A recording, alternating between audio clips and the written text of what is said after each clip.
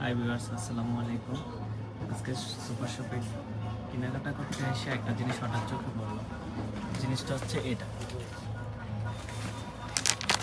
জিনিসটা হচ্ছে যে 4টা পিস মালটা শুকাইয়া তারপরে এটার ভিতরে থুয়ে রাখছে। কীভাবে খায় সেটা জানি না, তবে এটা অনেক মিষ্টি, এটা বুঝাইছে আর কি।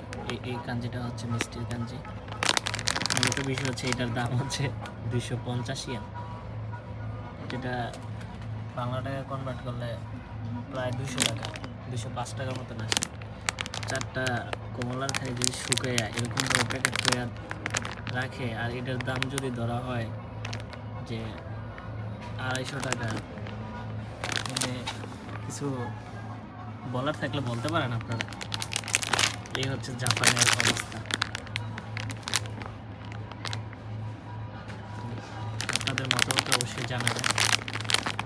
আর এইদিকে আরেকটা জিনিস দেখলাম যে পাতাকপির প্যাকেট, এটার দাম হচ্ছে 650 টাকা।